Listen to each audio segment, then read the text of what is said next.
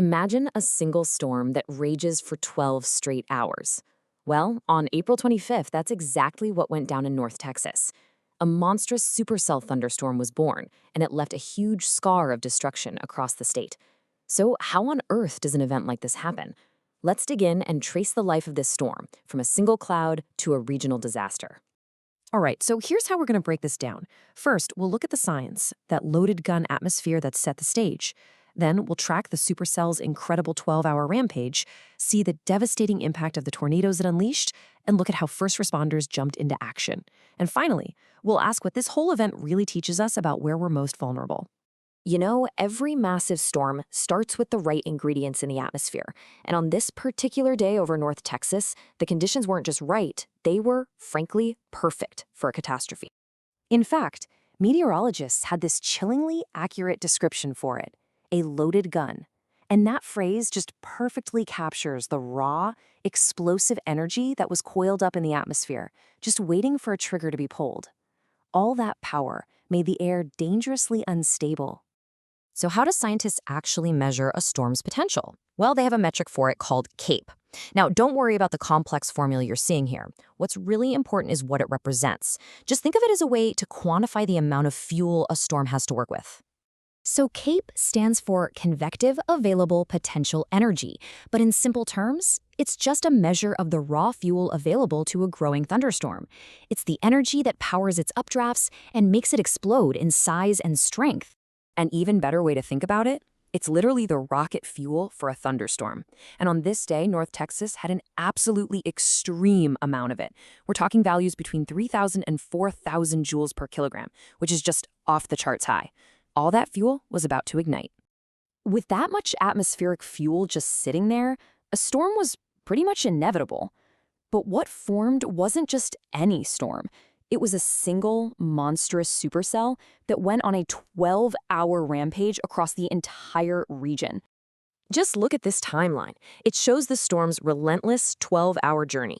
It kicks off at 4 p.m., rages through the entire night, and doesn't finally collapse until 3:30 a.m. the next morning.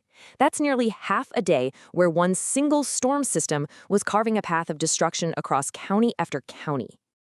In its early life, before it started dropping its most violent tornadoes, the storm was just a prolific hail producer. It was dropping hailstones up to 3 inches in diameter. That's baseball-sized, capable of causing just immense damage all on its own. As the storm got stronger, forecasters knew this was turning into a worst-case scenario. They upgraded their alerts to a particularly dangerous situation warning. Now, this isn't something you see very often. It's reserved for those rare, terrifying moments when a large, violent tornado is confirmed on the ground and it's heading for populated areas. And this is the moment. This is when all that atmospheric science became a brutal, terrifying reality on the ground. The supercells started spawning tornadoes, with Wise and Parker counties right in the crosshairs. So the supercell spawned 2 major tornadoes. The first was a powerful EF2, which means winds up to 135 miles per hour. The second was a slightly weaker EF1. But you know, these official ratings and wind speeds, they don't even begin to capture the full, tragic human cost. In total, the storm system claimed 2 lives. One person was tragically killed in Runaway Bay by that EF2 tornado. But the story of this second fatality, well, that revealed a different and often overlooked danger. Get this. When the National Weather Service surveyed the damage, they found something remarkable. The second death wasn't caused by the tornado's vortex at all. It was caused by a different part of the storm, something just as powerful, but far less known: the rear flank downdraft. So what in the world is an RFD? Well, it's a massive surge of air on the back of the storm that just slams into the ground and spreads out with incredible force. It's a key part of the storm's engine that can be every bit as deadly as the tornado itself. And to put that power into perspective, the RFD winds that caused the fatality in Parker County were estimated at 80 to 90 miles per hour. That's the exact equivalent of a Category 1 hurricane. It just proves that with these monster storms, the danger is everywhere, not just inside the funnel. So beyond the tornadoes themselves, the storm's sheer scale caused absolute chaos. Life was disrupted for tens of thousands of people, triggering a massive emergency response across North Texas. I mean, the storm's path took it directly over Interstate 35, a major artery where it just flipped semi-trucks and shut down all the traffic. It battered marinas, trapping people in the wreckage, and it plunged entire communities into darkness. The power grid took a massive hit. As you can see, Parker County was the most affected, with nearly 7,000 customers losing power. But across the region, thousands were left in the dark as the storm snapped utility poles and just wrecked transformers. The response, thankfully, was immediate and multi-layered. Local mayors and county judges issued disaster declarations right away, which unlocked state-level resources that had actually been pre-positioned by the governor. This allowed those critical search, rescue, and recovery efforts to begin immediately. So, after all the science and all the damage reports, we're left with the human element. What does an event like this really teach us about our own vulnerabilities? And what are the hard questions it forces all of us to ask?